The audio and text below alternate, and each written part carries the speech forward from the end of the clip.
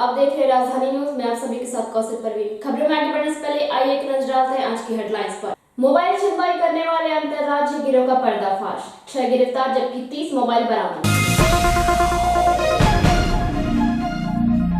सीमावर्ती राज्य पश्चिम बंगाल में होने वाले आगामी विधानसभा चुनाव को देखते हुए जमशेदपुर में एसएसपी कार्यालय में एक अहम बैठक हुई। मधुपुर उपचुनाव की घोषणा के बाद जिला प्रशासन ने किया प्रेस कॉन्फ्रेंस। संपूर्ण देवघर जिला में आदर्श आचार संहिता लागू।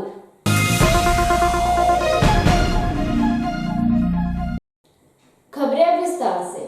सीमावर्ती राज्य पश्चिम बंगाल में होने वाले आगामी विधानसभा चुनाव को देखते हुए जमशेदपुर में एसएसपी कार्यालय में एक अहम बैठक हुई, जिसमें जिले के सभी सीमावर्ती क्षेत्रों में नक्सल, आपराधिक, असामाजिक तत्वों की गतिविधियों की रोकथाम आदि के मद्देनजर विशेष तैयारियां की जा रही है। बैठक में जिले के एसएसपी सीआरपीएफ के साथ आसपास सटे बंगाल के एसपी भी मौजूद रहे, जहां बंगाल के पहले चरण के चुनाव में पूर्वी सिंहभूम से 70% बॉर्डर झरिया है, जो कि नक्सल क्षेत्र है, जिसको लेकर सभी बॉर्डरों पर चेकनाका लगाया जा रहा है, जिससे किसी तरह के रुपए, शराब या वैसे सामानों पर विशेष रूप से जाँच किया जा रहा है। तो इसमें हम लोग का जो है 27 तारीख को जाड़ग्राम एरिया में पहला प्रथम फेज में उनका इलेक्शन है, बंगाल का विधानसभा इलेक्शन है। तो उसी में हमारा करीब 60-70% हम लोगों को जो बॉर्डर एरिया है वो सब इस फेज में आ रही है। और यहाँ पर जब जाड़ग्राम एसपी से भी हम लोग को वार्ता हुई थी, यहाँ पर भी कहीं कहीं नक्सल मूवमेंट का सूचना आदान प्रदान होती रहती है। तो इस प्रॉब्लम को सॉल्व करने हेतु और नक्सल को हम लोग कंट्रोल करने हेतु और इसमें पुलिस कर्मी एवं जो इलेक्शन में शामिल हैं उनके कर्मी को किसी तरह से नुकसान ना हो, इसके लिए हम लोग एक बृहद पैमाने में एक मीटिंग किए थे।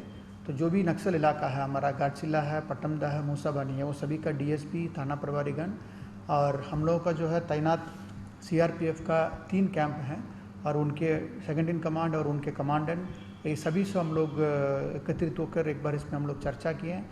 अभी तक हमारे पास क्या सूचनाएँ हमारे पास प्राप्त है और इस सूचना के आधार पर हमने क्या क्या काम कर रहे हैं और इसके अलावा भी अगला हम लोग 15 दिन के लिए हमारा रणनीति क्या रहेगा। और आखिरी जो 3 दिन है 72 घंटे में काफ़ी इंटर स्टेट का बॉर्डर चेक पोस्ट में काफ़ी चेकिंग होती है कि दारू का, पैसा का, क्रिमिनल का मूवमेंट को रोकने के लिए उस संबंध में हमको कितने बल का ज़रूरत है और कैसे हम लोग उसको लागू करेंगे। इस पूरे चीज़ में, पूरे विषय में हम लोग इसमें मंथन किए और इसमें कुछ निर्देश भी दिया गया है, जैसे हम लोगों को कैसे नक्सल अभियान करना है और किस क्षेत्र में किसका क्या रिस्पॉन्सिबिलिटी है। तो इसी बेसिस पे हम लोग अभी काम करते जा रहे हैं और आखिरी जो 72 घंटे हम लोग के लिए काफ़ी इम्पॉर्टेंट रहेगा नक्सल मूवमेंट के चलते, क्योंकि उसी समय ही एक्चुअली जो इलेक्शन करने वाले जो स्टाफ है मूवमेंट करते हैं, तो उस 72 घंटे हम लोग के लिए काफ़ी इम्पॉर्टेंट रहेगा।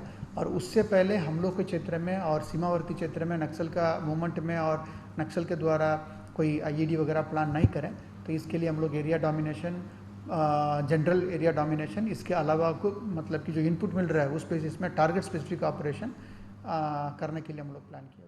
जमशेदपुर के जुगसराय टेम्पो स्टैंड में सभी ऑटो चालक सरकार की गाइडलाइन के हिसाब से ड्रेस और बैच पहनकर अपना काम कर रहे हैं।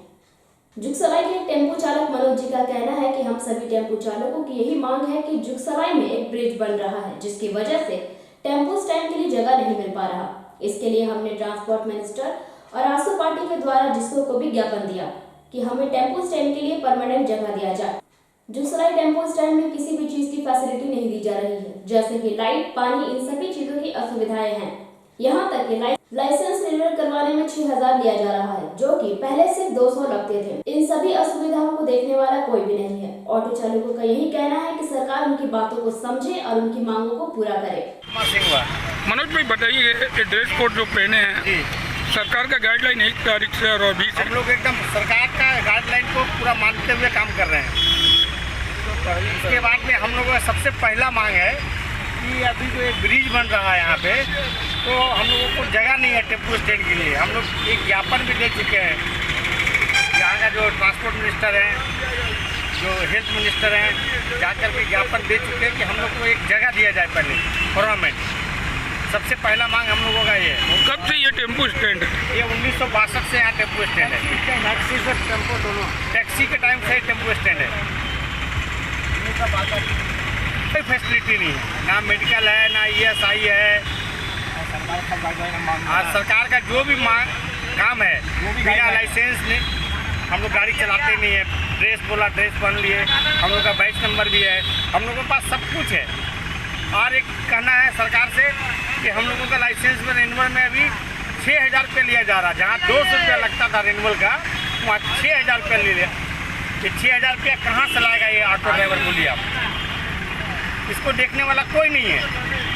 कानून बहुत सारे ऑटो ड्राइवर अपना ड्रेस बना लिए हैं। करीब हमारे स्टैंड का सब बनाते हैं। मोबाइल छिनवाई करने वाले अंतर्राज्यीय गिरोह का पर्दाफाश, 6 गिरफ्तार जबकि 30 मोबाइल बरामद। देवघर शहरी क्षेत्र में लगातार मोबाइल छिनताई की वारदात के बाद पुलिस ने अंतर्राज्यीय गिरोह का पर्दाफाश करते हुए 6 अपराधी को गिरफ्तार किया। इस बाबत मंगलवार के दिन आयोजित एक प्रेस कॉन्फ्रेंस में देवघर एसपी अश्विनी सिन्हा ने बताया कि इस गिरोह के अपराधियों को पकड़ने के लिए डीएसपी मंगल सिंह जामुदा के नेतृत्व में एक विशेष टीम का गठन किया गया था। इस गिरोह के 4 सदस्यों की गिरफ्तारी बिहार के भागलपुर से और 2 सदस्यों की गिरफ्तारी देवघर से हुई है।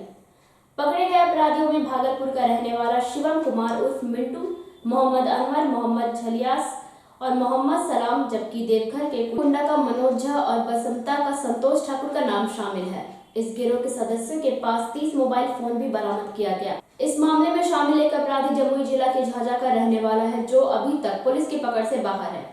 क्या चीज बरामद हुआ है? पिछले कई दिनों से देवघर जिले मुख्यतः टाउन थाना क्षेत्र से मोबाइल चोरी और मोबाइल छिनतई की घटनाएं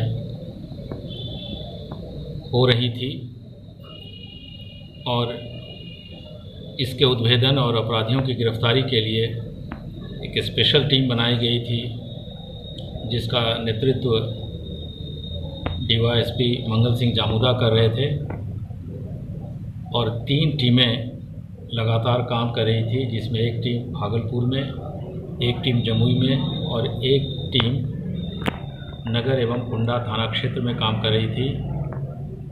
इन तीनों टीमों के द्वारा 6 अपराधी गिरफ्तार किए गए हैं, जो या तो मोबाइल की चोरी कर लेते थे, पॉकेटमारी कर लेते थे या छिनतई करते थे। और इनके पास से 30 मोबाइल बरामद हुआ है, 30 इन नंबर।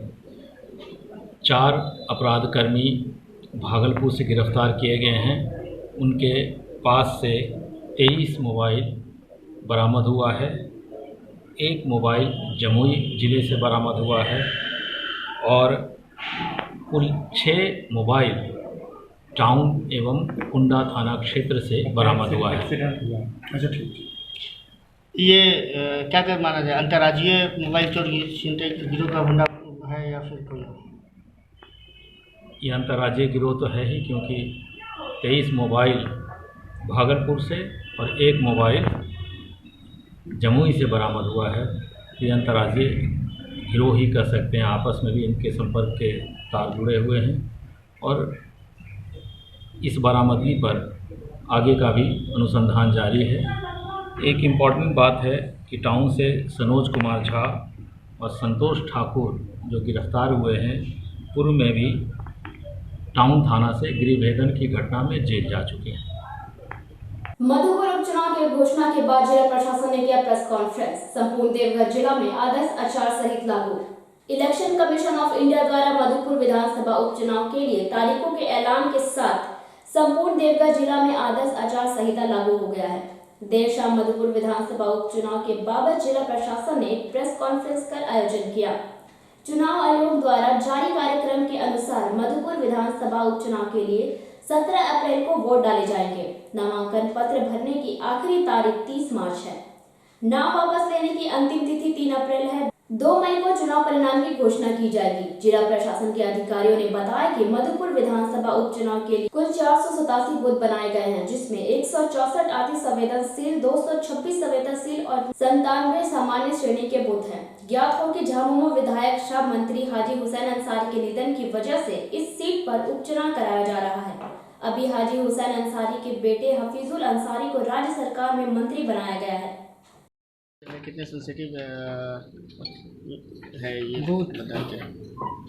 मधुपुर उपचुनाव की घोषणा आज इलेक्शन कमीशन ऑफ इंडिया के द्वारा कर दी गई है और अभी एक्सलरी बूथ्स को मिला करके 487 बूथ्स हैं और 384 बिल्डिंग्स हैं। इन 487 बूथ्स में 164 हाइपर सेंसिटिव हैं, 226 सेंसिटिव हैं और 97 नॉर्मल सामान्य श्रेणी के हैं।